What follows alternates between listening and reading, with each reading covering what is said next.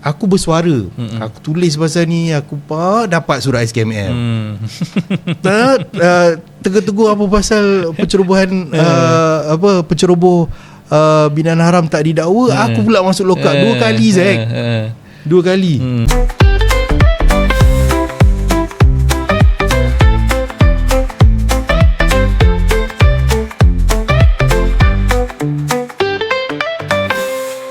Assalamualaikum warahmatullahi taala wabarakatuh. Alhamdulillahirabbil alamin wassalatu wassalamu ala asyrafil anbiya'i wal mursalin wa ala alihi wa sahbihi wa barik wasallim ajmain. Kembali bersiaran dalam podcast Sembang Budak Pandai SBP bersama saya Aizak Ismail, hos anda. Hari ini saya tidak berkesorangan. Saya ada bersama dengan rakan ataupun saya boleh panggil adik saya lah, adinda saya daripada SMAP Kajang yang juga merupakan calon untuk Dun Sri Tanjung, calon nombor 4. Siapakah beliau? Kejap lagi saya akan perkenalkan tetamu saya tersebut.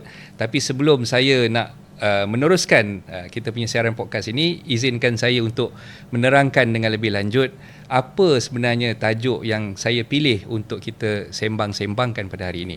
Tajuk yang saya pilih hari ini adalah ekstremis atau nasionalis. Itu tajuk yang kita akan bincangkan. Dan seperti mana yang saya dah war-warkan sebelum ini, calon Dun Sri Tanjung tersebut adalah saudara Islah Wahyudi. Selamat datang Islah. Terima kasih. Terima kasih kerana sama-sama podcast SBP pada pagi ini. Walaupun kita faham saudara Islah adalah calon Dun Sri Tanjung, orang yang agak sibuk sekarang ni lah. Pilihan raya dah hampir sangat, dah dekat sangat, iaitu pada 1 bulan Ogos 1 bulan Ogos pilihan raya negeri untuk Negeri Sembilan, dan Islah saya faham memang seorang yang sangat sibuk, dan hari ini merupakan hari yang cukup bertuah lah untuk SBP kerana dapat bersama-sama dengan saudara Islah. Dan kita tak naklah terlalu formal sangat. Hari ini perbincangan kita nak lebih kepada santai, dan kita tak naklah orang kata ada orang kata kekok lah bila kita nak bersembang tu. Jadi saya senang untuk berbahasakan diri saya sebagai aku, dan juga mungkin Islah juga lebih mudah untuk bersembang bersama dengan saya kalau rancangan podcast ini tidak terlalu formal. Okay? Alright, so sebelum kita nak mulakan kita punya perbincangan pada pagi ini, kita selalunya lah Islah, kita akan berkenal-kenalan dulu latar belakang Islah sebagai seorang pelajar ataupun seorang bekas pelajar di SBP, Sekolah Berasrama Penuh. Jadi mungkin boleh cerita sikit latar belakang bila masuk ke SMAP Kajang tu sebenarnya. Okay, Assalamualaikum semua. Saya junior kepada Isaac. Dan waktu dia tingkatan 5, saya tingkatan 2. Jadi waktu dipanggil, dijemput diundang ke Sembang Budak Pandai ni, saya dah panggil lah budak-budak ni, budak sini panggil aku lah, macam panggil budak-budak ni kok kena bully ke apa kan. Jadi kejap lagi adalah kat bawah tu. Dan Isaac tingkatan 5, saya tingkatan 2. Tahun 93 saya masuk. Okay. Jadinya waktu tu Isaac dia dah akil balik, dah macam hero Malaya. Saya masih lagi waktu tu belum akil balik. Jadi mungkin Isaac pun ingat-ingat budak ni dulu kecil gitu kan. Sekarang mungkin dah lain sikit dah dengan misai janggutnya. Jadi Isaac, waktu aku masuk SMAP Kajang tu, aku dari latar belakang dekat PD, kita tahu demografi dia, komposisi dia, Melayu dalam 37, Cina 30% macam tu, 28 India. Dan latar kira kat kampung aku ni, aku membesar, aku main kabadi dengan budak-budak Tamil ni, main gala panjang dengan dia orang, dengan budak-budak Cina semua main konda-kondi. Jadi dia punya suasana berbeza. Aku dah kenal budak-budak, kawan baik aku ada budak Punjab, yang Malayali ni semua, yang Cindian ni semua aku dah kenal lama dah. Jadinya bila masuk SMAP Kajang, itu pilihan aku sendiri tau.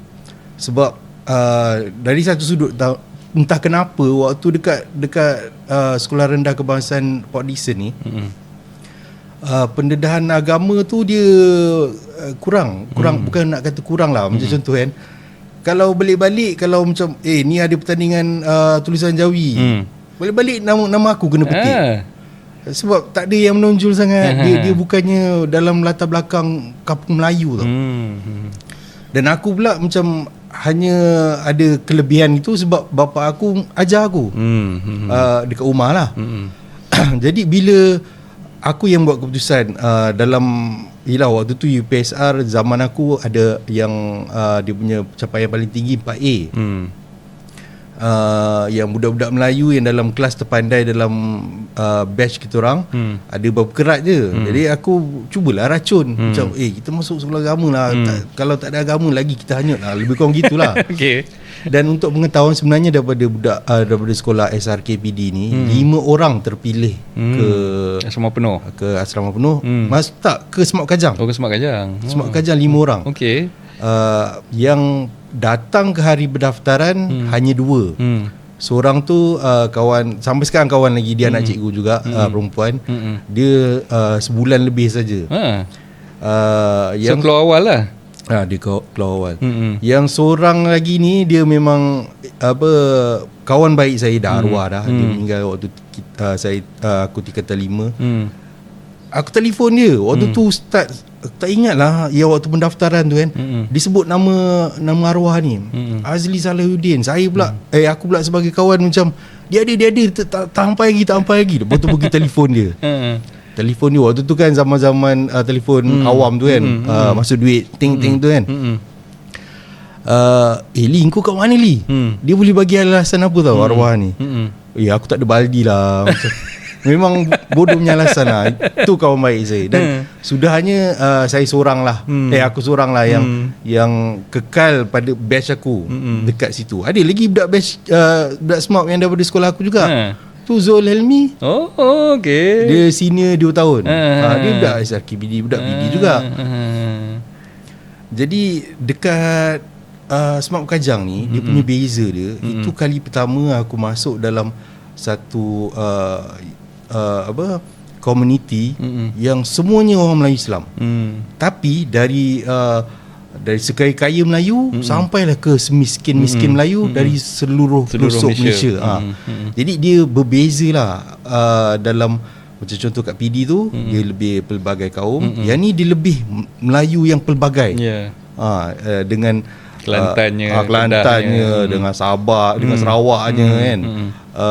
Waktu tu lah pada peringkat tu lah aku mula kenal benda-benda gitulah. Dari orang yang sekaya-kaya naik kereta datang, kereta mewah, dengan yang semiskin-miskin orang Melayu yang aku pun terkejut. Tapi itulah pendedahan awal yang membentuk siapa aku. Okay. So tadi kau dia beritahu lah latar belakang kau adalah mak ayah adalah seorang pendidik mengajar di sekolah kan. Jadi memang masa masuk tu adakah ia didorong oleh ibu ayah ataupun memang kau sendiri yang nak masuk ke Semak Kajang tu? Okey, dia waktu dia ada bagi pilihan nak pilih jurusan sains ataupun agama. Aku sendiri pilih agama, bukannya mak dengan ayah aku. Dia mak ayah ni kalau orang Melayu, kalau anak kau nak jadi ustaz, baguslah, dia gitulah lebih kurang kan. Tapi realitinya aku tak jadi ustaz pun. Yalah. Okey, so bila cerita pasal Semak Kajang ni memang terletak di tak jauh lah daripada Pekan Kajang, lebih kurang dalam 2-3 km macam tu Pekan Kajang kan. Jadi environment ataupun persekitaran Semak Kajang dan juga Port Dickson tu mungkin agak berbeza. Sebab macam tadi kau ada beritahu komposisi kaum di Port Dickson tu mungkin lebih menyeluruh lah, ada bangsa lain dan sebagainya kan. So di sekolah rendah pun dia punya persekitarannya bila bercampur dengan bangsa India, bangsa Cina dan sebagainya. Jadi bila kita berkawan tu kita lebih orang kata mudah untuk berinteraksi dengan kawan-kawan yang bukan bangsa Melayu lah kan. Jadi bila masuk ke Semak Kajang semua majoriti 100% 100% adalah orang Melayu kan. Apa yang kau rasa perbezaan yang ketara masa mula-mula menjejakkan kaki ke sekolah tu dulu? Okey, pada waktu kat SRKPD aku nampak itulah Malaysia. Itulah suasana Malaysia yang sebenarnya. Tapi dia ada faktor lain. Macam contoh, aku ada saudara-saudara dekat belah Perak, kat belah Johor, kat belah-belah pantai pantai barat lah terutamanya. Jadi bila balik kampung dekat Melaka, bila balik kampung, itulah belajar ialah kat rumah arwah nenek ada perigi main dengan kebau. Zaman dululah, zaman sekarang budak kalau nak kena suruh lukis ayam boleh lukis KFC kan. Waktu tu aku sempat merasa. Jadi dia lebih kepada bila dekat Semak Kajang ni yang luar daripada Perak, Kedah, Johor, Melaka ni, dia lebih kepada Kelantan ni kan, macam ni bahasa apa dia cakap ni kan.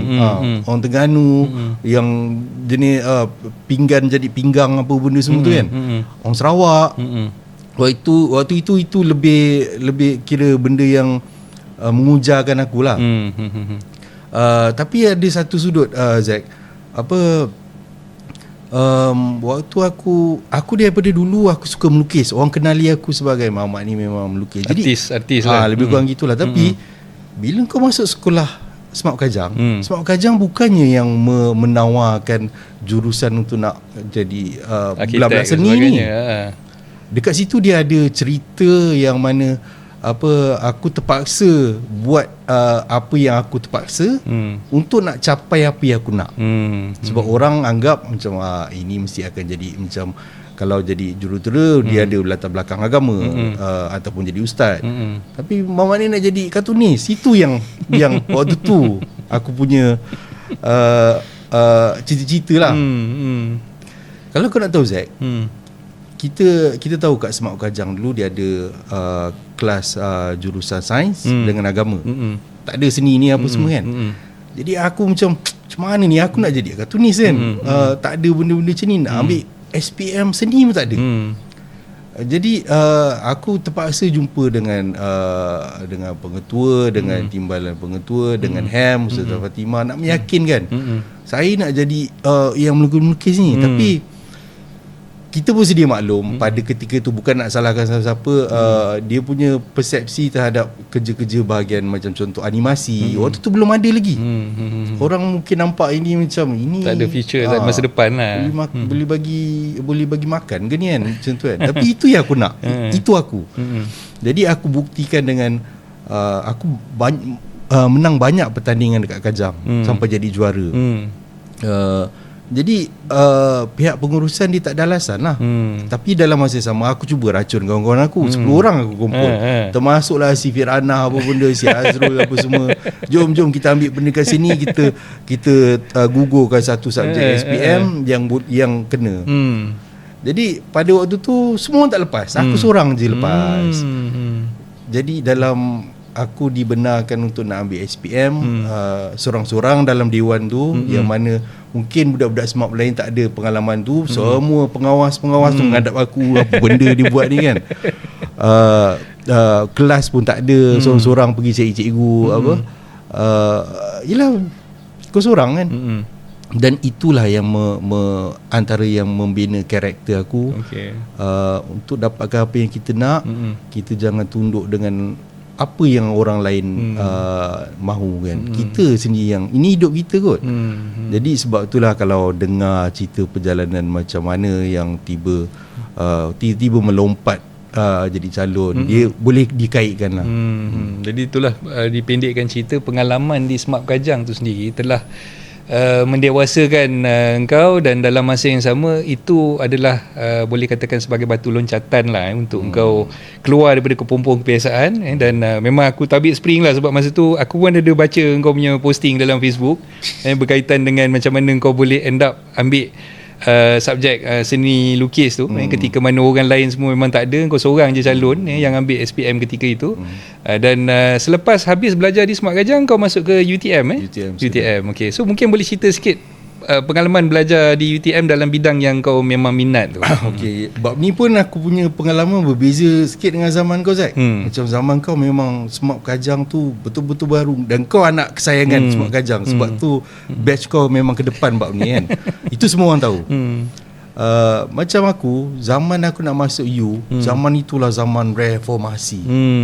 Waktu itulah zaman kemelisan ekonomi. Jadi kalau sebelum-sebelum tu, zaman senior-senior akulah kan, pergi luar negara apa semua. Zaman batch aku hanya 2 orang je yang lepas. Ramai yang ditarik balik. Jadi cerita masalah dia kewangan ketika tu kan. Ni bukan cerita nak salahkan siapa-siapa tau. Itu realiti keadaan waktu tu. Mungkin adik-adik perlu hargai dan nikmati lah kalau dah dapat tawaran tu. Dan macam aku dapat beasiswa pergi ke UTM, bawa GPA, dan atas benda-benda ni kan, dia membentuk aku jugalah. Macam dari satu sudut, aku tahu aku dapat beasiswa ni atas kerana aku perkara 153 Perlembagaan Persekutuan Hak Keistimewaan Melayu Bumi Putra lah. Begitu juga dengan kawan-kawan lain. Sebab tu ada yang yang memang perlu dibantu, yang miskin ni apa benda semua kan. Macam aku ni pertengahan lagi. Jadi maksudnya ada orang lain lagi mungkin yang lebih layak pada ketika tu mungkin. Jadi aku kena bagi pulangan balik kepada negara lah. Aku tak boleh lah, macam contoh katakanlah sudah jadi nanti satu hari pengarah urusan media holding, aku pula yang buat segala pelacuran bahasa Melayu, buat projek, tiba-tiba dah tak ingat dah engkau orang Melayu kan, tiba-tiba jadi orang putih, benda gitu. Jadi waktu kat UTM Skudai ni, UTM ni dia satu yang aku sangat suka, aku sangat puji, dia punya jati diri dia kuat. Aku belajar dalam bahasa Melayu. Dan aku tak lalu matrix, dia terus ke ijazah lah. Tetapi benda ni dah dijadikan doktrin untuk aku ambil reka bentuk industri bawah Fakulti Mekanikal, yang juga adalah waktu tu kursus orang kata tikus makmal lah di percubaan. Fakulti seni bina atau arkitek berebut nak kita orang, mekanikal pun nak kita orang. Jadi kita orang macam memang dengan jumlah yang sedikit ni, kejap menumpang sana, kejap menumpang sini. Lepas tu dia orang ni bergaduh. Berapa orang masa tu yang ambil kursus tu? Kurang daripada 20 orang? 20 orang je. 20 orang je. Dan untuk pengetahuan kau, tadi tertinggal, waktu aku dekat SRKPD tadi tu, aku masuk dalam kelas yang terpandai. Dalam 40 orang tu waktu tu, 40 ke 30, hanya 5 orang je lelaki Melayu. 5 ke 4. Sebab tu aku rapat dengan budak-budak ni. Yang lain semua bukan Melayu. Dan itu boleh orang boleh faham lah keadaan ketika tu macam mana kan. Jadi berbalik kat UTM ni, kita didedahkan macam contohnya nak buat penjenamaan ke projek ke, memang waktu tu pakai nama orang putih lah. Aku bukan nak salahkan sesiapa, tapi itu realiti dia. Benda tu dah terdoktrin dalam kepala otak kita. Tapi bendanya aku nampak berbeza bila dah melangkah ke alam pekerjaan, bila aku sendiri pergi ke luar negara. Dan itu juga membentuk siapa akulah. Okay. So kalau ikut daripada awal masuk ke UTM tu memang ambil bidang yang boleh katakan bidang baru dengan grup yang tak begitu ramai. Jadi rakan-rakan sekelas yang mungkin dalam 20 orang, lingkungan 20 orang macam tu. Jadi selepas habis saja sesi pengajian di UTM, orang nak tahu sebenarnya apa yang kau buat selepas habis saja tu kan. Mungkin setengah-setengah orang mungkin bila dalam bidang yang kita buat tu di IPT yang kita keluar tu, biasanya kita akan menjurus pekerjaan kita pun dalam bidang yang sama lah kan. Jadi mungkin kau boleh cerita sikit lepas tu. Dia kira yang besar punya lah. Sebelum tu ada syarikat kecil, tapi lepas tu aku pergi ke dapat tawaran dekat Panasonic Pasir Gudang. Jadi dekat Panasonic Pasir Gudang ni, dia bahagian APDC, kira kalau dalam bahasa Melayunya dia punya jawatan tu jurutera reka bentuk lah, design engineer. Lepas tu bahagian tu aku buat ni memang kerja kilang lah, kira set home theater, TV apa semua. Kau buat design CAD, computer drawing untuk bahagian-bahagian komponen kat dalam tu, macam mana R&D lah. R&D bagaimana nak kurangkan kos untuk yang seterusnya, macam mana nak baguskan lagi dari segi ekonomik untuk pengguna dia, tekan-tekan tu rasa macam mana, tiap-tiap benda-benda macam tu dari segi kos apa semua. Tapi itu pendarahan dalam kerja kilang lah. Dalam suasana kilang, aku tak rasa aku orang yang betul untuk kat suasana tu. Aku, bukannya orang lain mungkin okey. Kemudian sebenarnya aku ada cubaan untuk nak melompat balik ke, aku nak jadi orang yang melukis. Walaupun itu masih CAD ni apa semua masih pakai tu, tapi dia bukan pakai imajinasi aku yang orang kata keterlaluan ni. Dia ada. Jadi aku cuba balik aku ke KL. Waktu tu juga aku main muzik. Jadi aku macam nak senang, jauh lah Basi Gudang ni, macam nak kerja kat Kuala Lumpur, nak main muzik. Lepas tu aku masuk bahagian dekat syarikat yang buat animasi. Tapi aku tak ada latar belakang nak buat animasi ni. Maksudnya aku kena belajar balik. Dan untuk pengetahuan, pada ketika tahun 98, aku SPM 97, 98 tu MMU baru je mula. Bayaran mahal lah. Nak masuk animasi waktu tu, mana mak bapak aku ada duit. Jadi aku terpaksa tolak tepi benda tu. Aku ambil apa yang dapat. Reka bentuk industri dekat UTM Skudai tu pilihan aku yang pertama. Jadi aku cuba nak masuk balik situ. Aku siap cakap dengan dia waktu temu ramah tu kan, kau bagi aku gaji separuh daripada gaji aku kat Panasonic pun tak apa. Aku nak masuk bahagian ni. Tapi nak dijadikan cerita, syarikat tu dia ada masalah kewangan. 6 bulan aku tak dibayar gaji. Benda-benda gitu. Jadi aku terpaksa masuk balik ke lapangan industri yang sama industri lah. aku. Kemudian aku jadi pereka dekat GV Asia lah, dekat Bukit Beruntung, kilang dia. Yang ni syarikat buat helmet lah kan, aksesori motosikal dari Italy. Kat sini nampak Panasonic tadi tu dia punya budaya Jepun tau. Dan aku dah terdedam macam mana orang Jepun kerja, macam mana dia orang ni pun jaga bahasa dia. Siapa yang tahu cakap bahasa Jepun dapat elang. Betul. Jadi dekat Italy pula, dekat GV ni ada pendedahan belah Italy pula. Dia lain pula dia punya budaya fikir kerja dia apa semua kan, budaya kerja. Jadi sampailah satu masa, aku cuba ringkaskan, dia berlaku satu waktu ni lah, aku banyak keluar negara lah, pergi ke Italy, pergi ke Vietnam, sebab dia ada kilang kat Vietnam juga. Dan banyak pendedahan aku nampak pada ketika itu yang bercanggah dengan zaman aku belajar, yang konon kena pakai baju putih. Orang Italy ni tembak aku tau. Dia jadi kawan. Dia cakap, aku turun Malaysia kan, aku tak nampak identiti Melayu kau tu. Semua aku pakai bahasa aku, villa lah, apalah. Aku pakai ni, kau tengok Italy, 100 jenama terkenal Italy, semua pakai bahasa dia. Lamborghini, Ferrari, Gucci, semua kan. Jadi dekat situ dia mula dia sudah racun aku lah. Kemudian ada satu peristiwa waktu aku dekat GV tu. Ini bukan nak memburukkan sesiapa, ini nak mendedahkan realitinya. Waktu tu mesyuarat, orang putih tak ada, orang Italy tak ada, orang Vietnam tak ada, orang UK tak ada, yang ada orang Malaysia je. Orang Melayu, Cina, adalah India. Aku pun bantai cakap bahasa Melayu. Tiba-tiba ada seorang ni, dia sudah marah. Dia cakap dia dulu sekolah Cina.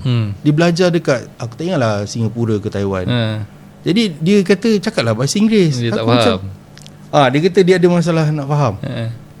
Lepas tu dia pergi, aku tak boleh terima lah alasan tu, kau orang Malaysia kot.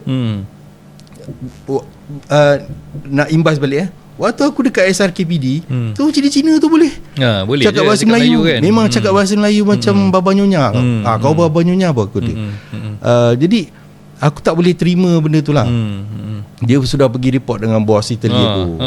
Yang bos Italy aku pula panggil, dia pun pening juga. Dia kata, aku pun kalau tak ada orang putih, tak ada orang UK, tak ada orang Malaysia, ada orang Italy je, aku bantai lah cakap Italy. Yalah. Apa masalah kau ni kan? Lepas tu dia ni sudah tak puas hati lagi. Dia bawa pergi jumpa bos yang paling besar, yang pegang saham. Bos ni orang Cina Malaysia. Saya hormat lah. Dipanggil saya, tu dia cakap elok. Dia kata dia orang bisnes. Benda yang aku bawa jadi isu ni, dia kata aku kena bawa jumpa menteri. Uish. Betul tak? Bukannya dia yang ni. Jadi waktu tu kan aku mula berfikir macam okay, pada ketika ni aku sebenarnya yelah syarikat motor. Aku ada motor waktu tu. Aku memang pergi jelajah Asia Tenggara. Ada yang pergi dengan kawan, budak smart jugalah. Ada yang aku pergi seorang, bawa buku Sulalatul Salatin Sejarah Melayu. Sebab aku nak mengenal diri aku nak mengenal negara aku. Sebab ada benda yang tak kena tau. Jadi pada ketika tu kan aku mula rasa macam okay, aku nak jadi apa? Aku nak ada career yang stabil, ada 3-4 biji kereta, ada 4 rumah, apa benda semua. Ataupun aku nak jadi orang yang memperjuangkan sesuatu dalam hidup aku tentang yelah agama, bangsa, negara. Jadi aku ambil keputusan pada ketika tu untuk nak berhenti kerja. Aku nak naikkan, sebab aku dah mula nampak penting bahasa Melayu ni. Benda tu ada teras dalam perlembagaan persekutuan kita kan. Tapi pelaksanaan dia sangat macam siput babi. Sangat lembik. Lambat. Jadi aku ambil keputusan itulah untuk nak memperkasa bahasa Melayu. Tapi latar belakang aku ni bukan politik. Aku langsung tak ada pendedahan. Jadi aku tak tahu macam mana nak aku nak buat. Aku berharap dengan aku bercakap, aku buat jenama randuk baju kan. Okay, untuk pengetahuan, jenama randuk ni sebenarnya adalah cubaan aku untuk nak mendedahkan pada orang Melayu pada tahun 2012 lebih kurang. Macam boleh je pakai bahasa kita, identiti kita, Jawi apa semua. Sebab itulah apa yang negara bangsa maju buat. Betul. Kita pula tergeh-geh nak jadi macam dia. Jadinya tapi usaha tu aku rasa mungkin kaedah yang bukan yang terbaik. Sebab bila aku ada kedai dekat Uptown Kota Damansara, waktu tu ada dekat Uptown Shah Alam, Uptown waktu tu Uptown Mines. Bila aku berdepan dengan masyarakat kita, dia tak nampak benda ni penting. Dan aku terpaksa kadang-kadang bertekak dengan dia orang kan. Macam kau ni racist lah, cakap bahasa Melayu. Dia orang perlembagaan pun dia tak tahu. Jadi setelah sekian lama, aku cubalah mencocok benda ni pada ahli politik. Aku bukannya berdarah parti politik, tak ada. Kalau tori darah aku keluar merah darah aku betul. Bukannya warna biru harapan ke biru ke, bukan. Jadi bila aku dah cuba ini, aku mula nampak macam aku perlu tukar nama kampung aku ni. Sebab aku, macam contoh, aku nak berjuang untuk bahasa Melayu. Aku latih diri aku tau. Kalau kau perasan, aku tak ada cakap bahasa rojak yang cuba try test. Aku dah latih diri aku. Nanti kan orang tembak aku, kau ni cakap berjuang bahasa Melayu tapi tiba-tiba cakap berrojak. Jadi aku latih diri aku. Kawan-kawan aku tahu, bayi-bayi aku tahu benda ni kan. Jadi aku cuba itu dulu. Dan kemudian aku nampak kampung aku sendiri ni, tapi aku nak tukar nama dia, nak pakai bahasa Melayu. Aku sendiri tak tahu sejarah dia. Betapa kritikalnya keadaan ni kan. Jadi aku pergi dekat contoh laman web rasmi Majlis Perbandaran Port Dickson, nak tahu sejarah kan. Sejarah dia cerita macam bermula zaman Dickson je. Macam konon Dickson ni lah yang membuka yang ni apa semua. Aku pergi Pustaka Awam PD, tak ada langsung cerita pasal sebelum tu. Dan aku ada cerita daripada yelah keluarga aku. Macam contoh keluarga bini aku pun orang PD. Arwah nenek dia yang bela aku daripada kecil. Dia tak cakap macam contoh nak pergi ke sekarang ni Bandar PD tu, ataupun sekarang Dun Sri Tanjung tu, dia nak pergi ke situ. Dia tak sebut nak pergi bandar ke nak pergi pekan ke. Zaman aku sebut nak pergi pekan. Zaman dia cakap nak pergi Tanjung. Oh, okey. Tapi aku tak tahu apa pasal dia panggil Tanjung. Aku tak tahu. Aku tanya makcik-makcik ni pun semua tak tahu. Tapi ada orang yang menyebutnya juga sebagai Tanjung Kemuning. Aku pernah jumpa lah orang Teluk Kemang, ada pakcik ni, dia sebut Tanjung Kemuning. Jadi aku terpaksa ke Arkib Negara Zak, nak dapatkan sejarah kampung aku sendiri ni. Tak ada orang tahu.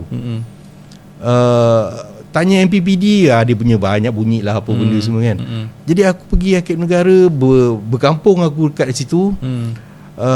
Aku jumpa satu peta tahun 1875, peta terawal yang British buat waktu dia sebelum dia masuk campur dalam urus tadbir Negeri Sembilan.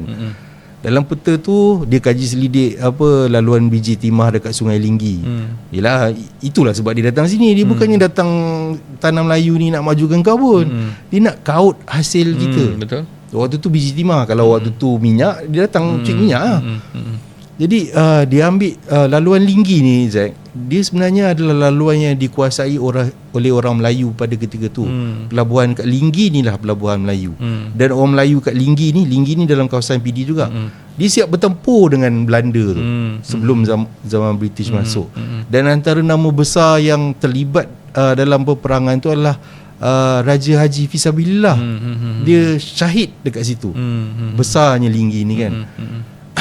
Kemudian Lukut dia pernah jadi pusat pelombongan biji timah yang paling besar lah kat tanah Melayu ni. Yap Ahloi belajar sebelum dia ke Kuala Lumpur, dia pergi Lukut dulu.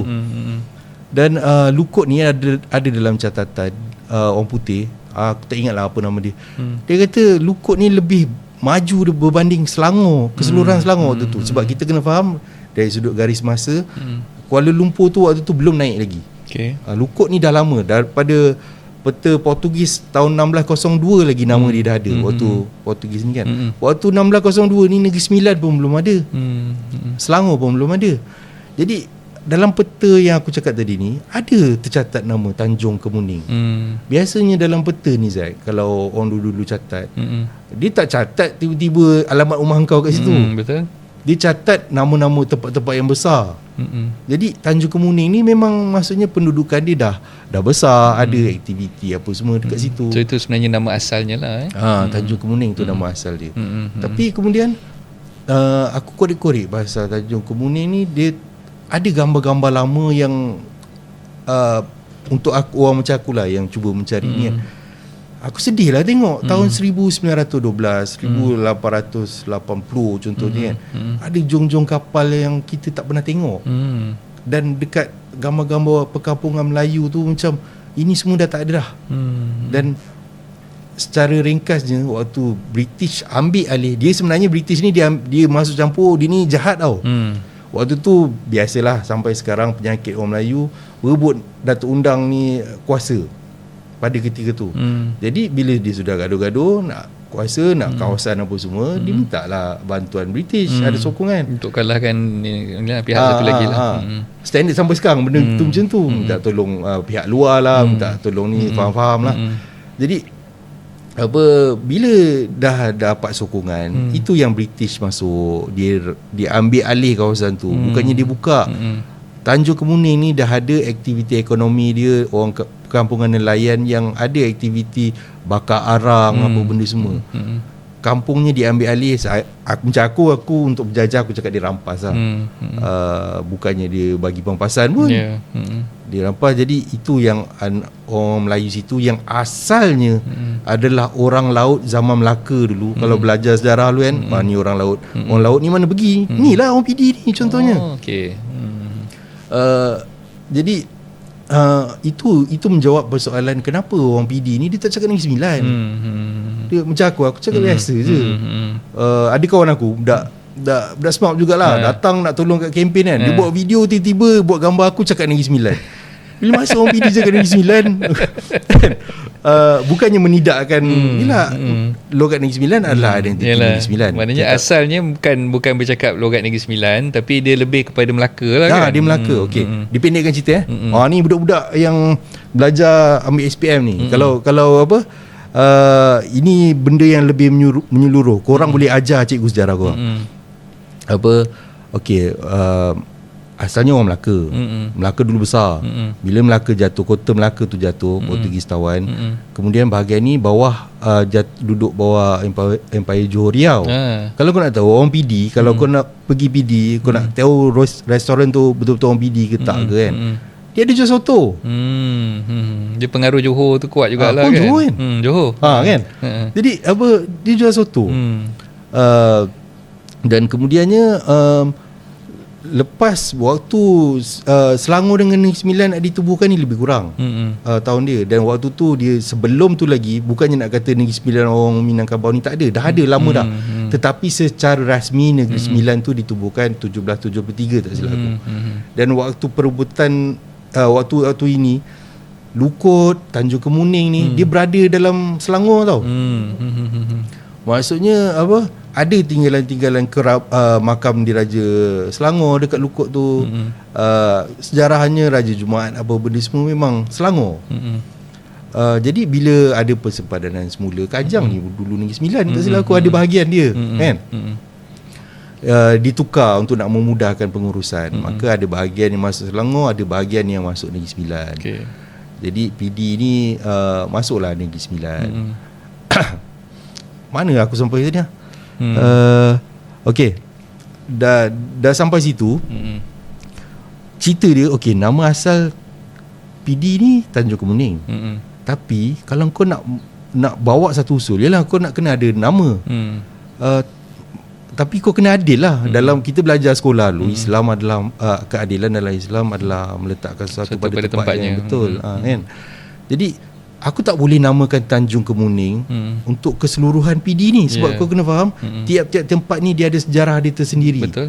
Sejarah Linggi bertempur dengan Belanda tadi kan, dia lagi jauh lagi besar daripada sejarah Tanjung Kemuning. Jadi tak adil untuk tiba-tiba orang Linggi macam alamak aku kena di bawah bayangan Tanjung Kemuning pula. Tak adil untuk orang Lukut yang nama dia pernah besar satu masa dulu, mendahului Selangor contohnya, untuk tiba-tiba dia pula bawah Tanjung Kemuning. Sebab itu aku usulkan kena ada penjenamaan baru. Sebab macam contoh Jesselton tukar ke Kota Kinabalu. Kota Kinabalu bukan nama asal, itu penjenamaan baru. Dia guna identiti Sabah dia. Betul lah, itu yang kita patut buat. Jadi untuk nak membeta juga alasan ahli politik ni apa semua kan, yang bagi alasan nama PD dah cukup terkenal kan. Tapi membelakang diagungkan nama penjajah, dibelakangkan bahasa negara kita kan. Aku tak masuk akal lah. Sebab tu aku usulkan dengan nama Pantai Dermaga pakai bahasa Melayu. Pantai dia mewakili sifat daerah tu lah. Memang pantai. Dan dermaga ni bahasa Melayu, ada dalam Kamus Dewan. Dia bermaksud binaan untuk kapal lah. Kita ada Pelabuhan Linggi tadi tu. Ada yang Port Dickson ni kan, yang terbarai tu kan. Jadi Teluk Kemang pun ada JJT dia apa semua. Itu memang sifat kita. Jadi dengan penjenamaan baru, dia semualah senang hati, pakai bahasa negara kita. Dan macam contoh akronim PD tu pun masih ada lagi kan. Jadi orang Lukut masih Lukut, koma bukan Port Dickson lagi dah. Lukut, koma Pantai Dermaga. Linggi, koma Pantai Dermaga. Teluk Kemang, Pantai Dermaga. Nama yang baru, nama kita semua. Dan ini pun baru usul Zack. Aku tak boleh cakap ini semua atas aku punya keputusan. Dia kena perbincangan. Kalau ada orang PD kata tak sedarlah nama Pantai Dermaga ni, tukar nama lain kan. Boleh je. Asalkan identitinya masih lagi Melayu kan. Yang isu utama dia yang perlu kita buat adalah nyah identiti penjajah. Ini dah dibuat seawal merdeka. Kalau kau nak tahu Zack, dekat KL ada Jalan Dickson dulu. Tahun 65 Kerajaan Persekutuan dah tukar jadi Jalan Masjid India sekarang. Okey. So sebelum kita nak bersembang panjang lebar berkaitan dengan Pantai Dermaga dan perjuangan yang Islah tengah perjuangkan sekarang ni, eloklah kalau kita berehat sekejap. Dan soalan yang saya akan ajukan kepada Islah selepas kita berehat nanti, kenapa memilih untuk menjadi calon di N33 Sri Tanjung. Okey. So sebelum jawab soalan tu, kita berehat sekejap.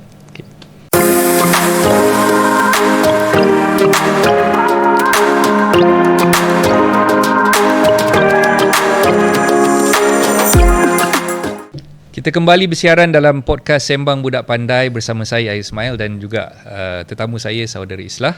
Sebelum kita berehat tadi, saya ada mengajukan satu soalan kepada Saudara Islah yang saya nak dia jawab selepas daripada kita break tadi, dan soalan tersebut adalah kenapa beliau memilih untuk menjadi calon N33 Sri Tanjung.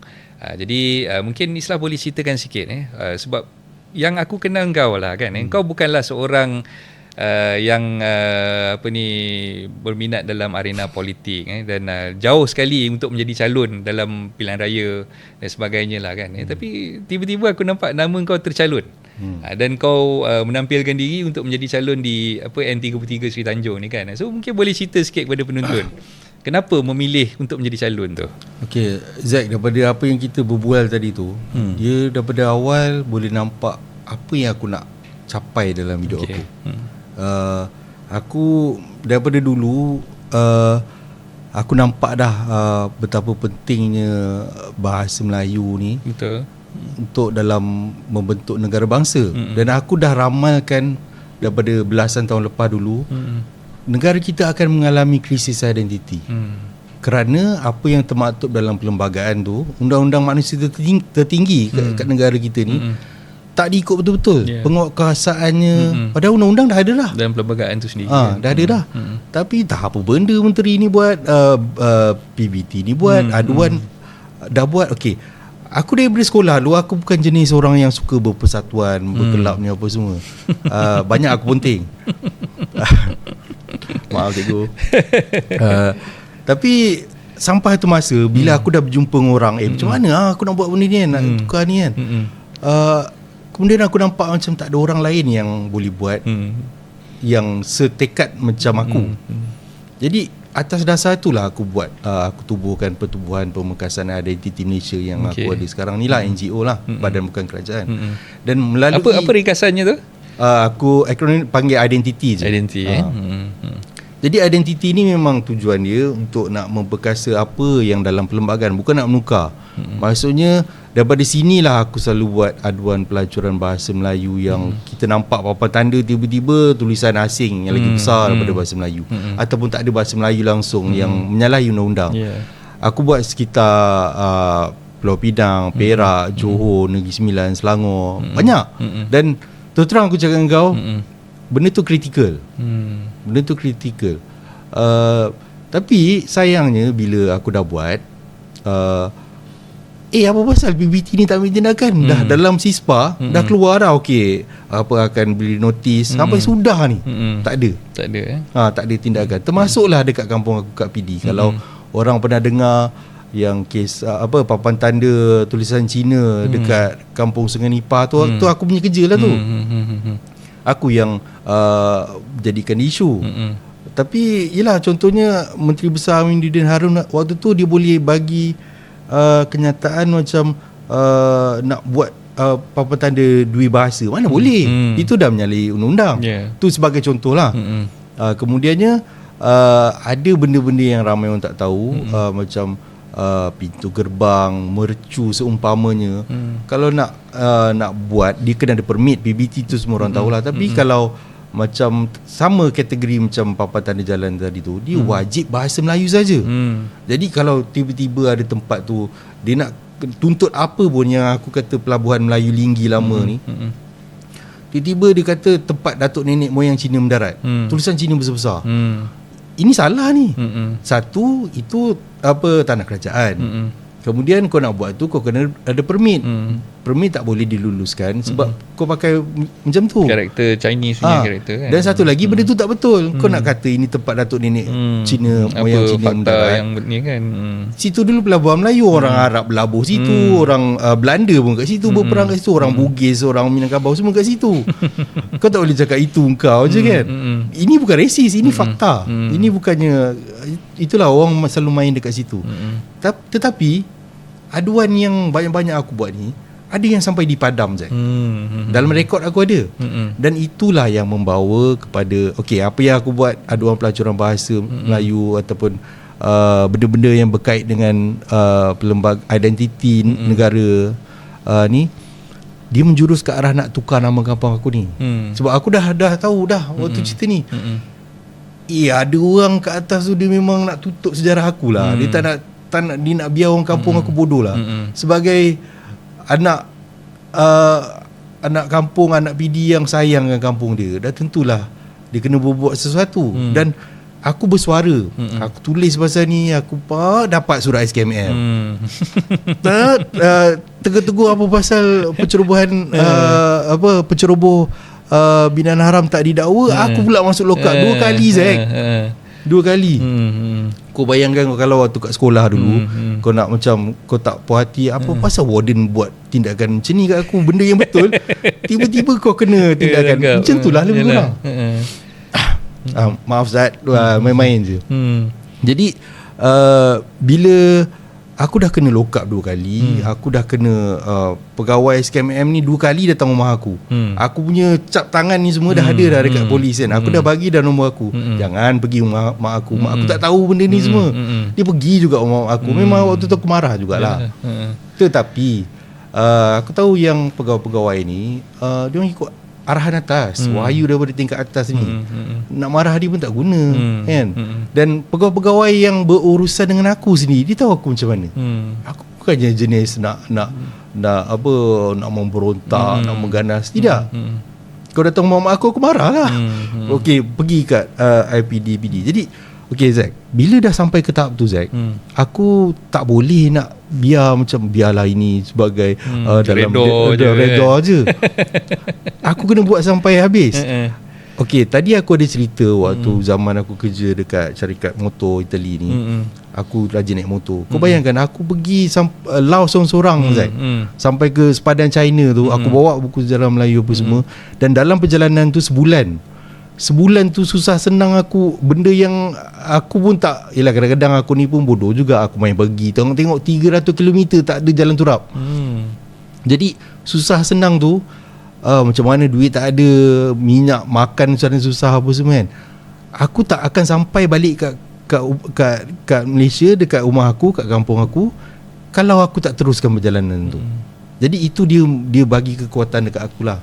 Walaupun belas tahun macam mana pun, benda ni kalau aku nak tukar nama kampung aku kena teruskan. Walau macam mana tindakan pun dia buat. Allah Maha Adil.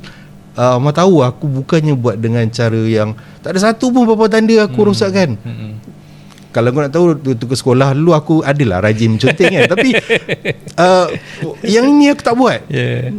Okey, jadi maknanya bila mengambil keputusan menjadi calon N33 di Sri Tanjung tu, memang benda tu boleh dikatakan langkah yang terpaksa diambil untuk mengenengahkan apa perjuangan Islah sebenarnya.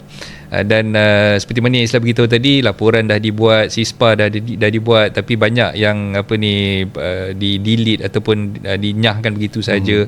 Tidak diambil tindakan oleh pihak berkuasa negeri dan sebagainya kan. Jadi bila masuk ke Sri Tanjung ni, soalan saya yang seterusnya adalah mengapa memilih Sri Tanjung? Sebab kalau kita tahu di Parlimen PD itu sendiri, kalau tak silap saya ada 5 DUN di situ kan. Dan kenapa secara spesifiknya memilih Sri Tanjung? Okey, sebelum tu nak yang tadi sikit tertinggal. Okey, jadi bila waktu PRN, aku tahu tumpuan Malaysia semua kat Negeri Sembilan. Aku sebenarnya nak mengambil kesempatan untuk nak lancarkan web petition untuk nak tukar nama kampung aku ni. Dengan tanda tangan yang ramai, akan inilah yang boleh mendesak kuasa yang pegang ni Datuk Undang Sungai Ujong. Ni raja kepada kawasan Sungai Ujong. PD ni bawah Sungai Ujong. Walaupun kita orang bukannya anak adat, maksudnya aku tak boleh jadi Datuk Undang Sungai Ujong. Tapi sebagai anak Negeri Sembilan, kita kena akur, kita hormat, ini identiti Negeri Sembilan. Datuk Undang itulah rajanya. Itulah kuasanya. Tapi kita pun tahu Kemelut Negeri Sembilan ni itu pun berebut. Sampai sekarang tak selesai. Benda ni besar. Memang ada pihak cuba nak ubah identiti Negeri Sembilan ni. Jadinya aku perlukan web petition tu. Tapi bila aku buat kira-kira Zack, kalau waktu tu PRN Johor, banyak betul DAP punya iklan masuk ni kan. Aku kira-kira kalau aku bayar dalam 8 ke 10 ribu ke buat iklan Facebook, baik aku masuk bertanding je. Yalah. Lagi besar capaian dia. Itu objektif utama. Jadi bila nak memilih tempat pula, sebenarnya aku tak ada niat nak menang. Memang nak bagi mesej kan. Aku memilih Lukut. Aku mengundi di Lukut. Kawasan rumah aku ni dia sepadan tau. Dulu aku mengundi kat Sri Tanjung. Waktu sebelum ni nama DUN Sri Tanjung ni dia berubah-ubah. Okay, aku cerita sikit Awal dulu Merdeka dulu namanya DUN Sirusa. Sirusa ni adalah nama sungai. Kemudiannya dekat kawasan PD ni lah. Kemudiannya ditukar jadi DUN Port Dickson. Sebenarnya nama penjajah tu lah. Bila PH menang tahun 2018, dia ada persepadanan semula. Waktu inilah kawasan rumah aku yang ramai bukan Melayu ni ditempatkan ke Lukut. Lukut ni majoriti Cina 50%. Jadi keluarga belah bini aku semua mengundi dekat Seri Tanjung sekarang. Aku belah Lukut, keluarga aku belah Lukut. Jadi Seri Tanjung ni pun dia ada masalah. Kalau kau nak buat persepadanan semula, kau nak bagi nama macam tadi Serusa sebenarnya nama sungai, okeylah. Port Dickson sebab nama penjajah, okey, nama bandar tu okeylah. Seri Tanjung ni nama apa? Kenapa tak pakai nama Tanjung Kemuning tu? MPPD ada maklumat ni. Dekat pergi kat dekat lift dia sendiri ada Tanjung Kemuning, ada bilik mesyuarat Tanjung Kemuning. Nama rumah aku, kawasan kita orang ni ada banyak tanjung tau. So dia dah memang kenal pasti nama ke Tanjung Kemuning tu sebelum tu dia lagi. Dia dah tahu. Tapi kenapa tukar nama Seri Tanjung? Ada masalah kat sini tau. Macam nak tutup lah yang aku cakap tadi tu. Dan kalau aku pergi perinci lagi banyak aku boleh dedahkan. Tapi mungkin masa suntuk kan. Jadi bila itu berlaku, bila kat Lukut, tiba-tiba aku tengok kat sini sampai 4 orang ni berebut tempat aku ni kan. Aku mengharapkan BN hantar lawan Melayu. Aku mengharapkan kalau bersatu masuk pun hantar lawan Melayu. Sebab kalau kau nak tahu Zack, Tanjung Kemuning ataupun Pegang PD ataupun Bandar PD ni ataupun Seri Tanjung sekarang ni dah 52 tahun tak pernah ada calon Melayu. Maksudnya orang-orang PD tu dia tak pernah semain Jumaat dengan wakil rakyat dia, dengan orang Islam. Yalah. Padahal itu majoriti. Okey, aku ringkaskan sikit. Dia sebenarnya dulu kawasan Seri Tanjung ataupun Serusa ni dulu UMNO Pekembar yang wakil. Tapi kita semua sedia maklum tahun 1969 berlaku detik hitam 13 Mei. Jadi atas dasar nak mengelakkan ketegangan kaum, komposisi Melayu Cina ramai, itu yang MIC diletakkan. Itu sangat rasional. Tapi setelah lama dia orang pegang, kemudiannya dikalahkan oleh PKR. Hantar India juga. 4 penggal MIC gagal. Aku fikir macam UMNO bila, kenapa nak kekalkan lagi yang dah gagal kan? Strategi ni inilah masanya kau nak pergi balik. Kalau tidak, yang duduk jadi ahli UMNO dekat PD tu kawan-kawan saya juga. Sampai bila kau tak boleh bertanding? Betul tak? Itu kerusi tradisi sampai 4 orang ni berebut ni. Dan akibat orang-orang yang, maaf cakap, saya bukannya resis, tapi ini realiti, fakta. Bukannya keturunan orang asal yang menjaga, dia orang tak ada nak jaga sejarah dengan betul. Tempat-tempat yang sejarah kita yang bertukar ni Zack, Province Wellesley tukar ke seberang Perai, orang dia yang jati diri kuat yang tukar. Jesselton tukar ke Kota Kinabalu. Orang-orang Sabah yang tukar kita sudah merdeka bah. Georgetown kenapa tak tukar? Bukan orang kita, bukan orang asal jaga. Butterworth pun sama. Yang kat BD ni sebab tu dia ada peluang dia lagi besar berbanding Georgetown dan Butterworth. Jadi okey, berbalik kepada tadi, aku dah nampak 4 orang ni. Aku telefon kawan aku, adalah aku tanya, UMNO tak hantar ke orang Melayu? Tak ada bang. Waktu ujung-ujung tu lah aku buat keputusan, masuklah sini. Mak aku pun tak tahu. Jadi itulah masanya dari segi mengapa memilih N33 tu disebabkan tidak ada calon daripada kalangan berbangsa Melayu tu sendiri. Dan dalam masa yang sama ialah bila kita tengok perjuangan yang Islah cuba perjuangkan tu, dia lebih dekat dan sinonim lah dengan kawasan Seri Tanjung tu sendiri untuk kita ketengahkan lah. Okey, kita nak cerita tentang manifesto pula. Manifesto Islah, saya dah tengok video yang dirakam ketika mana sesi pembentangan manifesto di stesen kereta api lama, yang dah jadi rumah anjing dan sebagainya tu kan. Okay, so mungkin Islah boleh terangkan sikit tentang manifesto Islah tu. Okey, pertama, kita semua dah tahu aku bukannya orang politik. Jadi jangan risau, aku tak akan menjanjikan bulan bintang, nak menjadikan PD pusat pelancongan paling terkenal di rantau ini. Itu bukan aku. Aku lebih prihatin tentang identiti dan sejarahnya. Bagaimana semua negara bangsa dia memandang penting benda ni Zat. Kau tengok kalau penjenamaan tu tak penting, si Dickson ni dia tak tukar nama kampung aku jadi nama British ni kan, Port Dickson ni. Kalau penjenamaan tu tak penting, kita sekolah agama, seawal tahun pertama hijrah, Nabi Muhammad SAW tukar nama Yathrib ke Madinah. Betul. Kalau benda tu tak penting, dia tak tukar nama New Amsterdam jadi New York. Constantinople jadi Istanbul. Malah dekat India sendiri, dia tak tukar Madras jadi Tamil Nadu. Benda tu penting, dia membentuk doktrin. Dan aku nampak kalau dari segi manifesto ni, aku cuma tawarkan kat sini benda-benda yang dah ada dalam perlembagaan, cuma penguatkuasaannya perlu lebih telus. Bagi contohlah, yang pertama ni penguatkuasaan tanpa pilih kasih. Aku sengaja pilih ini sebab pernah tulah satu ketika dulu ada pakcik petai ni dia kena halau dengan PBT. Dia berniaga dekat premis kan? Okay, fikir logik pakcik ni orang susah, dia orang kampung, dia pergi kat tempat yang orang ramai lah. Okey lah dia kan? Dia dikenakan tidakkan. Dia susah nak cari makan kat kampung dia sendiri, kat PD dia, kat PD ni kan. Tapi dalam satu sudut, penguatkuasaan PBT kenalah adil. Ni papan tanda yang aku buat aduan ni, dia tak ada kaki tau.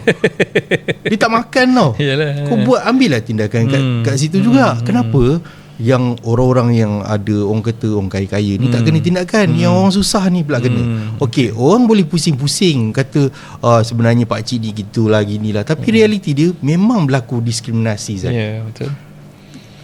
Kemudian kalau kau tengok benda-benda yang aku perjuangkan yang sama, martabat bahasa kebangsaan contohnya, yang ketiga. Macam aku cakap tadi, Port Dickson ni sebenarnya Zack, dia benda besar sebab Port Dickson ni, nama penjajah ni adalah pintu kepada pelacuran bahasa Melayu dekat Negeri Sembilan tu sendiri. Disebabkan Port Dickson ni lah contoh, aku bagi contoh, dia nak buka sekarang ni Hamilton dekat Belanilai sana. Kan? Hamilton tu sendiri siapa? Lepas tu kalau dari sudut Hamilton ni, kalau kat UK nama-nama yang turn belakang tonton ni kan, dia asalnya Old English tune, dan dia memaksudkan itu kawasan zaman Anglo-Saxon. Penempatan berpagar, aku tak ingat lah sama ada pertanian ke apa. Apa kena-mengena dengan Negeri Sembilan? Maaf aku jadi aktivis kejap. Apa kena-mengena kita kan? Jadi tapi alasan yang selalunya yang pemaju ni nak buat tu Port Dickson boleh. Sebab kita ada syarat, patutnya nak buat kena melambangkan identiti Negeri Sembilan, bahasa Melayu, bahasa kebangsaan. Kalau tidak nanti semua orang daripada keturunan Zimbabwe lah, daripada keturunan nak letak nama masing-masing dia dah jadi warga Malaysia, dia nak akan masuk dalam identiti Negeri Sembilan. Sedangkan tak ada sepatah pun disebut identiti dia orang dalam perlembagaan kita dan juga undang-undang tubuh Negeri Sembilan. Jadi manifesto aku ni sekadar memperkasa perlembagaan saja. Lagi kalau aku tengok itulah lindungi peniaga kecil, dan satu yang aku nak ketengahkan, pertahan warisan sejarah dan jati diri ni. Itu yang kau buat press conference dekat ni lah kan, dekat stesen kereta api lama tu kan.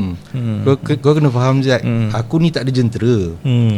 Aku bergerak dengan adalah orang kampung yang nak membantu kawan-kawan daripada BBK yang prihatin, dan juga orang ramai yang nampak benda ni macam kebebasan bersuara Mamat ni disekat apa pasal kau nak sekat sangat. Dia bukannya nak guling ke raja ke kan. Dia nak tahan, naikkan bahasa kita, nak punya nama penjajah. Patutnya ini menteri lah buat kan. Jadi ada bantuan daripada situ. Tetapi disebabkan jentera aku kecil, nak berbanding dengan parti gegasi yang kita dah boleh lahir dah kenal lah lambang dacing ni apa semua kan, ataupun yang zaman yang reformasi ni dah nampak dah apa benda tu semua kan. Susah aku nak lawan benda dah melekat dalam otak. Jadi aku kena buat sesuatu yang terus menusuk jantung. Jadi contohlah, mungkin orang boleh nampak aku ni lah paling benci dengan Dickson ni. Dia penjajah kampung aku siut. Tapi macam mana aku nak sampaikan benda tu? Okey, nak melawan dengan menteri-menteri exco yang mempertahankan nama penjajah kampung aku ni dengan alasan-alasan yang bodoh, yang membodohkan rakyat. Aku buat sidang media sengaja aku pilih dekat stesen kereta api Dickson yang bersejarah tu. Situlah orang Cina datang, orang India datang, yang Dickson ambil yang dikerah untuk bina landasan kereta api tu, untuk nak melombong. Nak situ lagi menjarah hasil negara kita kan. Itulah Port Dickson. Yang pertahankan nama Port Dickson, kau tengoklah apa benda yang kau jaga kat situ. Dan aku yang paling benci ni, bukannya aku nak robohkan benda tu, aku akan masukkan dia dalam Akta Warisan Kebangsaan supaya dapat peruntukan, dipelihara benda tu supaya sejarah orang kita ni, orang PD Cina India ni dah jadi orang kita. Tapi kenalah garap identiti dan sejarah realitinya. Janganlah tiba-tiba nak kata Melayu tu pendatang di tanah Melayu. Satu dunia tahu sejarah. Mana nak sorok kan? Satu dunia tahu sejarah. Melayu memang asal sini. Kemudiannya untuk jadi panduan kepada generasi akan datang supaya dia orang tak mengalami apa yang aku alami, anak-anak PD alami yang mengikut je. Bayangkan berapa puluh tahun merdeka, julang nama Dickson. Bodoh gila ni. Macam Netanyahu dijajah, tak dapat tawan Gaza ke contohnya kan. Orang Gaza pergi julang nama Netanyahu. Jadi itulah maknanya perjuangan yang kau cuba bawakan dalam manifesto ni memang satu perkara yang bukan baru lah kan. Sebab kau dah perjuangkan benda ni dah berbelas tahun dah sebenarnya. Dan seperti mana yang kita tahulah bila suatu negara tu dijajah terlalu lama oleh bangsa asing, terutamanya daripada British dan sebagainya. Jadi doktrinisasi itu telah pun berlaku sejak sekian lama yang memungkinkan anak-anak bangsa kita ni rasa macam benda tu dah terbiasa lah. Benda tu dah satu benda yang sinonim dengan keadaan semasa kan. Jadi itu yang kita nak betulkan. Dan untuk website ataupun laman sesawang yang kau dah lancarkan tempoh hari, jadi mungkin kau boleh maklumkan kepada kita punya penonton apa websitenya dan boleh serulah pada penonton sekalian untuk join tu petition tersebut. Saya berharap kepada semua untuk nak tahu, faham sejarah, termasuklah cikgu-cikgu sejarah kat SBP. Inilah peluang yang mana yang aku buat ni, Zack. PMX pun sebut tau waktu dia dekat Pulau Pinang tu kan. Dia kata naratif sejarah perlu bukannya dengan identiti penjajah lebih kurang lah kan. Aku nak ambil kesempatan kat sini lah. Inilah masanya. Terus Datuk Seri Anwar Ibrahim minta aja tukar nama Georgetown tu ke nama asal dia, Tanjung Penaga. Tak payah nak cakap banyak, buat je. Itu kerajaan BH kan. Batu tu tukar je ke nama asal dia, Bagan. Jadi saya nak ambil kesempatan untuk nak menyeru semua rakyat Malaysia. Kita semua dah merdeka dah. Daripada DC Dickson ni, daripada British dah balik. Dia orang dah balik lama dah. Jadi kalau nak belajar sejarah dan pergilah ke www.pantaidermaga.my. Dekat situ ada saya kemukakan semua benda yang saya jumpa dekat Arkib Negara, dekat Arkib British, benda-benda yang tak ada pada MPPD punya laman web rasmi maupun Museum Kota Lukut. Boleh tengok macam mana untuk kita nak faham garis masa apa yang terjadi sebenarnya. Dan dari situ juga boleh nampak apa yang betapa alasan untuk nak mengekalkan nama Port Dickson ni, alasan yang tak cerdik, tak ada sebab. Jadi saya berharap kepada semua, kalau betul-betul nak membantu saya apa yang saya usahakan ni, dan tak mahu kebebasan bersuara rakyat yang lain termasuk korang juga disekat, tanda tanganlah petition tu, sebarkan supaya ini menjadi beban kepada sesiapa yang menjadi Datuk Undang Sungai Ujong, siapa yang berbuat nak jadi Menteri Besar Negeri Sembilan, yang nak jadi Yang di-Pertua Majlis dan juga Yang di-Pertuan Besar, supaya faham dalam memegang kuasa amanah agama bangsa negara, seperti yang dalam Perlembagaan Persekutuan tu ada, perlu dilaksanakan. Bukan sekadar pegang kuasa tapi tutup mata nama penjajah. Jadi saya harap bantuan itu akan sangat membantu. So pantaidermaga.com .my.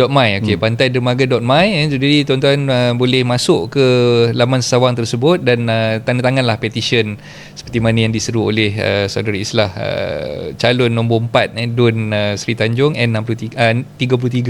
Okay, jadi untuk kesekian kalinya Islah, kita dah sampai ke penghujung ni. Jadi untuk kesimpulan ni, biasanya kita nak bagi anak-anak terutamanya di SBP lah supaya mereka dapat inspirasi sesuatu yang kita dah sampaikan tadi tu untuk dijadikan inspirasi pada mereka.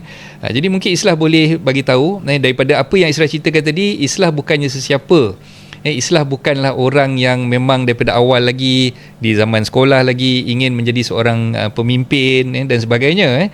Malahan masa ketika zaman sekolah dulu pun tak pernah pun masuk ke persatuan, kelab dan sebagainya. Jadi macam mana sebenarnya yang kita boleh memberi inspirasi kepada anak-anak, kepada pelajar-pelajar SBP sekarang ni, sebab SBP ni adalah satu platform untuk melahirkan bakal-bakal pemimpin di masa hadapan, dan kita faham bukan sekadar untuk melahirkan cerdik pandai dalam bidang akademik semata-mata, kan. Jadi mungkin apa yang Islah boleh nasihatkan kepada anak-anak yang ada di SBP sekarang ni? Okey, pertama bersyukurlah bila dah dapat kat SBP tu, kita kena ingat kita ni terpilih antara orang lain yang ada juga hak dekat situ. Jadi jangan sia-siakan. Saya minta maaf Zack, aku ada banyak lah juga aku tengok orang yang dapat macam masuk SBP, masuk UiTM, dapat beasiswa. Tapi macam aku cakap tadi tu, dia sudah jadi pengurusi SD Gatri, dia buat nama Ainsdale. Nampak tak? Aku terpaksa lepas aku ambil kesempatan dekat sini. Dia buat sesuatu yang membelakangkan bahasa Melayu, membelakangkan hak istimewa Melayu orang asli, Bumi Putra Sabah Sarawak. Dia tergigit nak jadi orang putih. Sampai bila pun takkan dapat jadi orang putih. Dia membelakangkan Islam agama persekutuan. Sebab perlembagaan inilah yang absahkan kita punya kedudukan dekat SBP tu. Jadi itu sebenarnya Zack, aku harap yang mendengar ni, termasuklah cikgu-cikgu juga, fahamkan mereka bahawa mereka mendapat tempat yang untuk belajar di SBP tu. Antara mungkin ada yang sepatutnya duduk kat situ tau. Jadi yang pertama bersyukurlah, dan jangan sekali-kali macam mana kata, tak mahu bagi peluangan balik kepada agama, bangsa dan negara. Sebab bukannya, kalau bukan pasal itu, kalau bukan pasal pilihan aku nak ambil aliran agama tadi Zat, aku mungkin tak macam ni. Aku ni bukannya macam yang kita sembang tadi, bukannya yang jadi pustakawan pun kena tendang aku ni.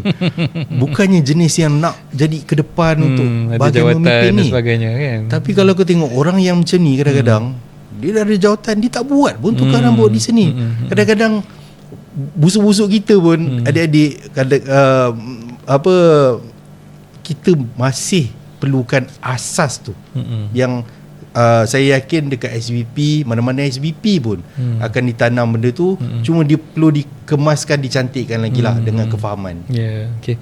Itulah kesimpulan yang telah disampaikan oleh saudara Islah, dan apa yang kita cuba terapkan di rancangan podcast SBP ini adalah anda yang duduk di SBP adalah orang-orang yang terpilih, dan sebenarnya anda telah pun orang kata mengambil, bukan nak kata mengambil hak orang lain, tetapi sebenarnya anda telah berada di situ, dan mengakibatkan mungkin ada orang yang lebih layak, mungkin ada orang yang lebih berhak untuk duduk di SBP itu tidak berjaya masuk disebabkan hak ataupun peluang itu telah pun diberikan kepada anda.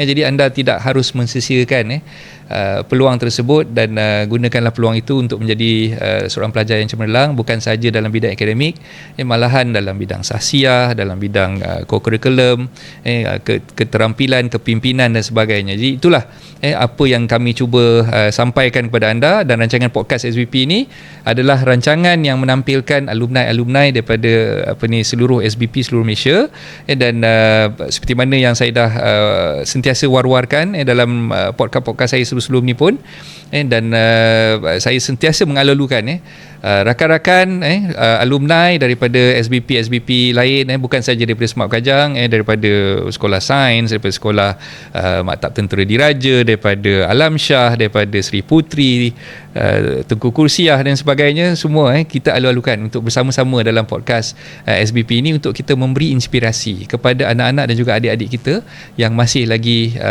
menuntut ilmu di Sekolah Baht Semua Penuh sekarang inilah. Okey. Jadi saya ucapkan ribuan terima kasih kepada Islah atas kesudian bersama-sama dalam podcast SBP pada hari ini. Saya harap Islah tak serik lah bersama dengan kita, dan mungkin ada rezeki nanti kita doakan agar calon nombor 4 Dun Sri Tanjung N33 ni adalah orang kata calon yang akan menjadi pemenang lah untuk pilihan raya tersebut, dan kita serulah orang-orang Sri Tanjung untuk keluar beramai-ramai pada 1 bulan Ogos nanti. Jangan lupa undilah calon nombor 4 saudara Islah, dan kita percaya dengan perjuangan yang Islah cuba bawakan ini akan mengubah bukan setakat nama Port Dickson tu saja kepada Pantai Dermaga, ataupun nama-nama lain yang lebih bercirikan ataupun beridentitikan Melayu, dan kita doakan juga supaya yang lain-lain di Butterworth, di Georgetown, di mana-mana saja tempat-tempat yang masih lagi menggunakan identiti penjajah ni untuk bertukar identiti tersebut kepada identiti yang lebih bercirikan Malaysia dan juga khususnya Melayu lah. Okay? Alright. Jadi itu saja untuk hari ini. Yang baik itu datang daripada Allah, yang kurang baik itu datang kelemahan diri saya sendiri. Saya minta ampun dan maaf, dan ribuan terima kasih saya ucapkan kepada Islah, dan insyaAllah ada rezeki nanti kita jumpa lagi. Assalamualaikum warahmatullahi taala wabarakatuh.